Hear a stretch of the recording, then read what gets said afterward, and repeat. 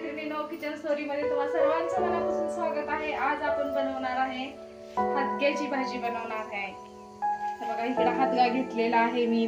तुम्हाला माहिती आहे ना ही कशाची फुलं आहेत? हादग्याची फुलं आहेत। हे किती छान आहेत, एकदम ताजे आहेत आणि थोडेच मिळालेले आहेत। आता हे कांदा घेतलेले आहेत, 2 टोमॅटो आणि हिरवी मिरची आणि लसूण घेतलेला आहे। आता आपण इकडे तेल गरम करायला ठेवलेलं आहे। बघा ही सगळं मी मिरची कापून घेतलेली आहे, थोडासा लसूण कुटून घेतलेला आहे, कांदा आणि ही मुगाची डाळ आपण थोडीशी पाण्यात भिजत टाकलेली आहे। आणि हादग्याची फुलं तुम्हाला माहिती आहेत का नाही नक्की कमेंट करून सांगा। आता तेल गरम झालेलंच आहे, आपण आता करायला घेऊया। समजा मोहरी टाकून घेणार आहे,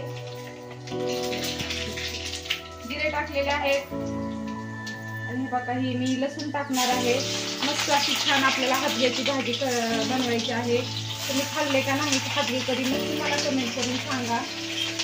एकदम साधी सिंपल भाजी असते, जास्त खायला मसाले वगैरे लागत नाही, पण खायला खूप छान मस्त एकदम चांगली भाजी लागते। आता आपण हे कांदा टाकून घेणार आहे। कांदा आपण छान मस्त परतून घेणार आहे। कांदा मस्त गुलाबी होईपर्यंत आपण परतणार आहे। कांदा टोमॅटो आपला छान मस्त परतलेला आहे। हे बघा बघू शकता तुम्ही, एकदम छान मस्त झालेला आहे आपला कांदा टोमॅटो भाजलेला आहे। आता आपण टाकणार आहे त्याच्यामध्ये 1 चमचा हळद। हादग्याच्या फुलाची भाजी बनवतात आणि शेंगाची सुद्धा भाजी बनवतात। शेंगाची भाजी पण खूप छान होती, रस्सा भाजी किंवा लपचपीत आणि खायला पण चांगला असतो। हादगा पौष्टिक असतो आणि भाजी तर खूपच छान लागते खाण्यासाठी। नक्की तुम्ही बनवून बघा। आता आपण हे फुलं स्वच्छ धुवून घेणार आहे। आपल्याला थोडेच मिळालेले आहेत, फुलं संपलेले होते, शेतकरी बसलेला होता त्यांच्याकडे विकले आणि थोडे राहिले होते, म्हणून तेवढेच घेऊन आलेले आहे। मला खूप आवडते हादग्याची भाजी। घालून घ्यायची आहे तेवढं आपल्याला। आणि मुगाची डाळ आपण भिजत ठेवलेली आहे।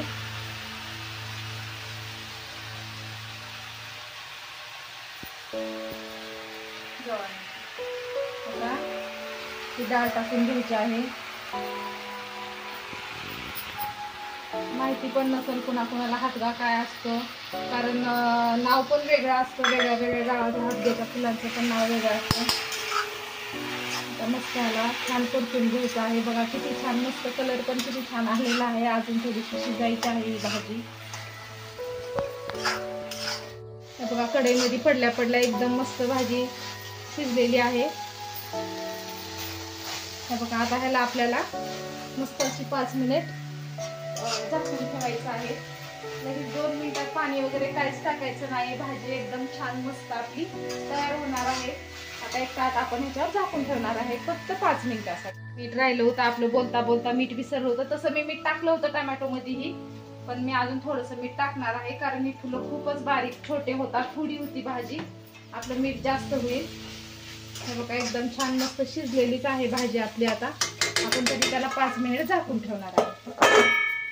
झालेली आहेत आपली भाजी, मस्त अशी शिजलेली आहे। किती छान मस्त अशी सुकी झालेली आहे भाजी। ही भाजी कोणाकोणाला आवडती नक्की कमेंट करून सांगा। आणि तुमच्या इकडे ह्या भाजीला काय म्हणतात ती बी सांगा।